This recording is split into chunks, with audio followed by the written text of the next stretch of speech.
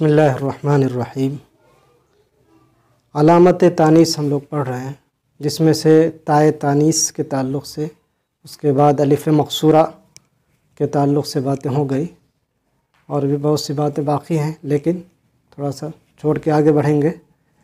اس کے بعد ہم لوگ علامت تانیث میں تیسری چیز جو ہے اس کو پڑھ رہے ہیں، الف تانیث مقصورہ، اور اس تعلق سے اس میں ممدود کو 80 جو ہے تعریف دیکھ لیں گے، اس میں ممدود کس کو کہتے ہیں، اور پھر یہ الف تانیث کب ہوگا، کیونکہ اس میں حمزہ کے حساب سے اگر حمزہ اصلی ہے یا اصل سے بدلا ہوا ہے یا زائد ہے، اسی وقت الف تانیث کے لیے ہوگا جب حمزہ زائد ہو۔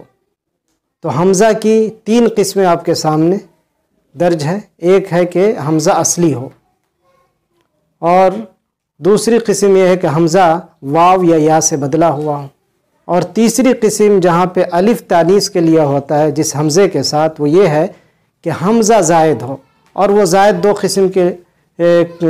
قسم کا ہو سکتا ہے، یا تو تانیث کے لیے زائد ہو یا تو جمع کے لیے زائد ہو۔ ان تمام قسموں کو ہم لوگ دیکھتے ہیں، اور اس کے حساب سے آپ لوگوں کو الف تانیث کی معرفت سے غیر منصرف میں بھی کام آئے گا، کیونکہ اس میں ایک سبب جو 2 کے قائم مقام ہوتا ہے، اس میں سے ایک کیا ہے؟ الف تانیث ممدودہ، الف تانیث ممدودہ ہے۔ اسی طرح آپ کو الف تانیث اگر جان لیں گے تو آپ کو فعل فاعل کے اندر تذکیر و تانیث میں مطابقت کا بھی ایک قضیہ سمجھ میں آئے گا، وہ جب ہم لوگ پڑھیں گے معلوم کریں گے تب پتہ چلے گا کہ کیسے۔ دیکھیے، پہلے ہم سب سے پہلے دیکھتے ہیں کہ اسم ممدود کہتے کس کو، جس میں یہ الف ممدودہ آتا ہے۔ تو الاسم الممدود، اسم ممدود کس کو کہتے ہیں؟ ہوا اسم معرب آخرہ حمزۃ قبلہا الف زائدہ، وہ ایک ایسا اسم معرب ہے جس کے آخر میں حمزہ ہوتا ہے اور اس حمزے سے پہلے ایک الف زائدہ ہوتا ہے۔ الف کا زائدہ ہونا ضروری ہے، تبھی جا کے وہ اسم ممدود کہلائے گا۔ اس تعریف کے حساب سے اگر آپ لوگ دیکھیں تو کئی چیزیں باہر آ جاتی ہیں۔ سب سے پہلے کیا کہا؟ اسمن، گویا کہ اگر جاء فعل ہے، شاء فعل ہے، تو یہ کیا اس میں ممدود میں آئے گا؟ نہیں ہے، گرچہ دیکھنے میں لگ رہا ہے کہ الف اور حمزہ آخر میں ہے، لیکن یہ اس میں ممدود نہیں۔ اسی طرح معربن کہا تو کیا ہاؤلائی یہ اس میں ممدود ہوگا؟ نہیں ہوگا، کیونکہ یہ اس میں مبنی ہے، اسم تو ہے لیکن مبنی ہے، اس میں معرب ہونا چاہیے، گرچہ الف اور حمزہ آخر میں ہے لیکن یہ اس میں ممدود کی تعریف میں داخل نہیں ہوگا۔ اس کے بعد کیا کہا؟ آخر حمزۃ قبلہا الف زائدہ، آخر میں حمزہ ہونا چاہیے اور اس سے پہلے الف زائدہ ہونا چاہیے، جیسے کہ مثال نیچے موجود ہے۔ ولی حمز، جیسے یہیں پہ مثال بھی لکھ سکتے ہیں، جیسے مثل صحرا مثلا لکھ دیں ہم لوگ، ہے کہ نہیں؟ صحرا۔ ولی حمزتہ ثلاثۃ انواع، حمزہ کی کتنی قسمیں ہیں؟ ولی حمزتہ، اس کے حمزہ کی 3 قسمیں ہیں۔ سب سے پہلی قسم اصلیہ، حمزہ کیا ہونا چاہیے؟ اصلی ہو، جیسے کہ انشاء، ابتداء، اخطاء، قرأ، ان سب میں حمزہ اصلی ہے۔ کیسے پتہ چلے گا حمزہ اصلی ہے؟ اس کے مادے کے حروف نکالیں گے، اس کی اصلیت کا پتہ لگائیں گے تو پتہ چلے گا۔ جیسے انشاء اصل میں فعل افعال سے ہے، انشاء سے ہے نا، اور یہ انشاء کس سے بنا ہے؟ نشاء سے۔ کس سے بنا ہے؟ نشاء سے۔ گویا کہ 3 حروف اصلی ہیں، یہ حمزہ اصلی ہے، وہی حمزہ یہاں پہ آیا تو حمزہ کیا ہوا؟ اصلی ہوا۔ اسی طرح ابتداء اصل میں کس سے بنا ہے؟ بدأ سے، بدأ سے، گویا کہ حمزہ کیا ہے؟ اصلی ہے۔ اخطاء اصل میں کس سے بنا ہے؟ خطأ سے، ہے کہ نہیں؟ اس کا مطلب حمزہ اصلی ہے۔ قرا اصل میں کس سے بنا ہے؟ قرأ سے، تو حمزہ کیا ہوگا؟ اصلی ہوا۔ تو جو حمزہ اصلی ہوگا اس کے تعلق سے یہ بات جان لینا ہے کہ حمزہ اصلیہ، الحمزۃ الاصلیہ، الحمزہ الاصلیہ لا تسقط فی تصاریف الکلمہ۔ حمزہ اصلیہ جو ہوتا ہے وہ کلمے کی تصریفات میں، کسی بھی تصریف میں وہ گرے گا نہیں۔ تصریف کا معنی سمجھ میں آتا ہے آپ لوگ، ہے کہ نہیں؟ بدلنا، ایک ہے کہ نہیں؟ فعل کے صیغے اور فعل سے مشتقات میں جانا، یہ سب کسی بھی تصریف میں حمزہ نہیں گرے گا۔ آپ پوری گردان کرتے جائیے، کہیں پہ حمزہ نہیں گرے گا۔ جو اصلی حمزہ ہوگا وہ کبھی نہیں گرے گا۔ اور حمزہ اصلی پتہ لگانے کا ذریعہ کیا ہے کہ فعل ماضی کی طرف لوٹ لی۔ عام آسان چیز کیا ہے؟ فعل ماضی کی طرف لوٹ جائے۔ جیسے انشاء ہے تو آپ جو ہے فعل ماضی کی طرف انشاء لوٹیں گے تو آپ کو پتہ چلے گا۔ تو الحمزۃ لا تسقط فی تصاریف الکلمہ، کلمے کی تصریفات میں کبھی بھی وہ حمزہ نہیں گرے گا۔ بس سمجھ میں؟ دوسری قسم ہے حمزہ کا کیا ہونا؟ منقلبہ، ولحمزۃ ثلاثۃ انواع، اما اصلیہ او منقلبہ عن اصل۔ کیا ہونا چاہیے؟ او منقلبہ عن اصل، اصل سے بدلا ہوا۔ وہ اصل کیا ہے؟ وہ اصلها اما واو او اصلها او یکون اصلها یا، وہ اصل سے بدلا ہوگا اور وہ اصل یا تو واو ہوگا یا تو یا ہوگا۔ واو جیسے اس کی مثال دیکھتے ہیں، سماعن، اصل میں یہ کس سے نکلا ہے؟ سموون سے، سما یسمو، سما یسمو سموون سے نکلا ہے۔ کس سے نکلا ہے؟ سموون سے۔ تو گویا کہ اصل میں سماون تھا، کیا تھا اصل میں؟ سماعن۔ قاعدہ کیا ہے کہ جب واو اور یا آخر میں ہو اور اس سے ماقبل الف ہو تو اس واو اور یا کو حمزہ میں بدل دیتے ہیں۔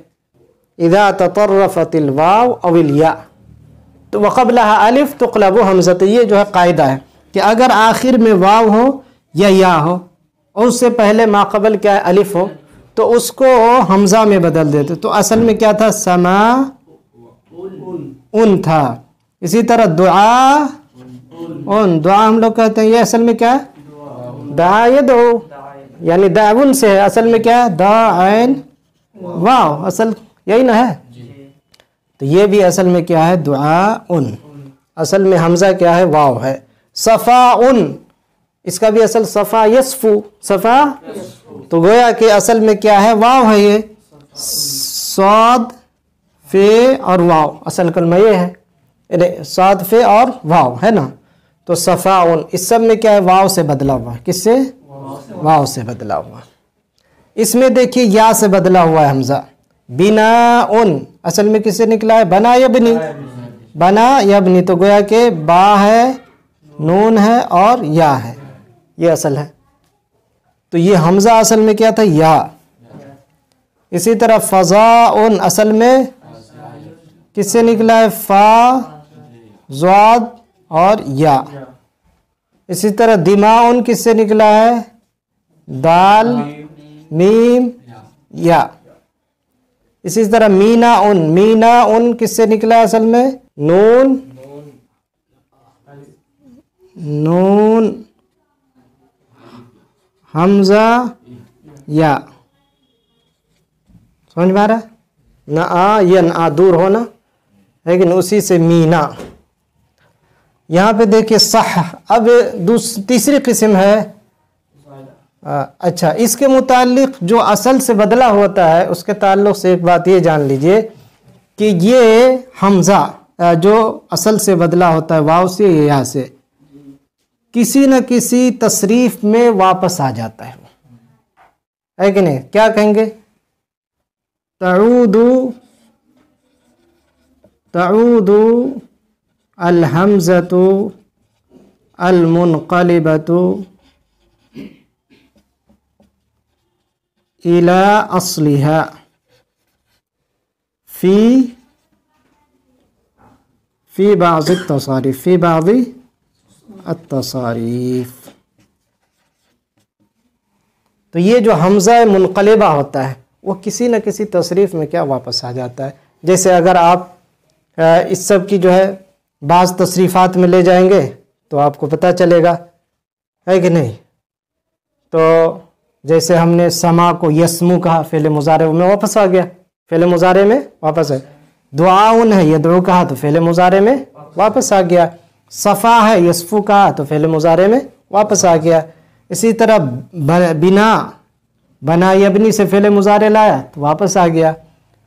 فضاؤن ہے کہ نہیں، اس کو بھی اصل کی طرف لوٹائیں گے تو کسی نہ کسی اس میں واپس آ جائے گا۔ تو اسی طرح جو ہے یہ حمزہ جو اصل سے بدلا ہوتا ہے وہ اصل کلمہ، وہ اصل حرف کسی نہ کسی تصریف میں واپس آ جاتا ہے۔ تیسری قسم حمزہ کی ہمارے پاس ہے زائدہ، اور زائدہ کی دو قسمیں۔ زائدہ یا تو تانیث کے لیے ہوگا یا تو جمع کے لیے ہوگا۔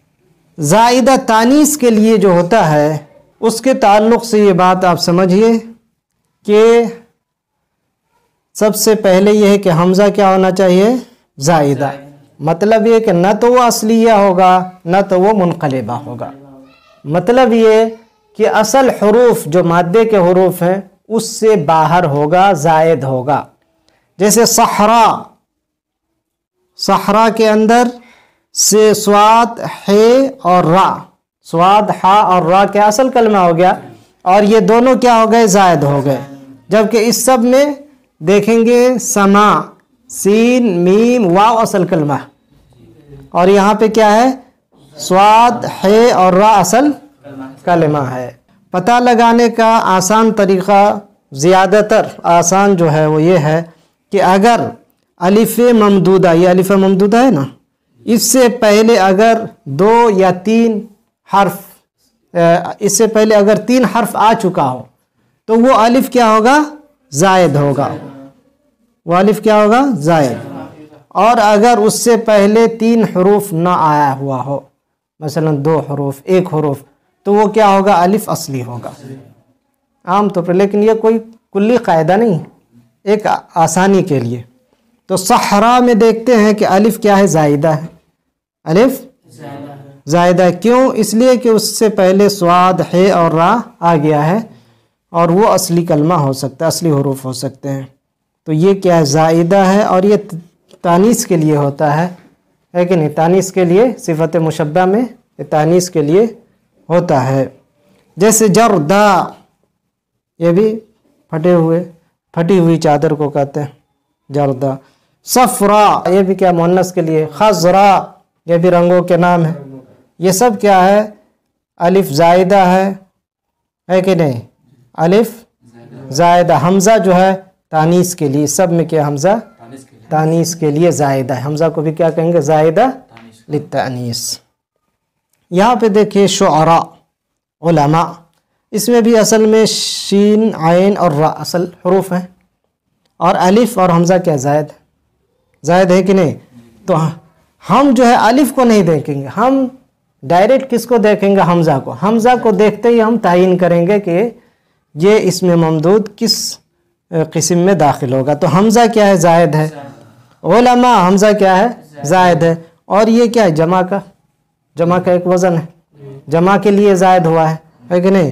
گویا کہ ہم نے پتہ لگا لیا کہ تانیث کے لیے کون سا الف ہوتا ہے؟ ممدودہ ہے کہ نہیں؟ الف تانیث ممدودہ کا ہم لوگوں نے پتہ لگا لیا۔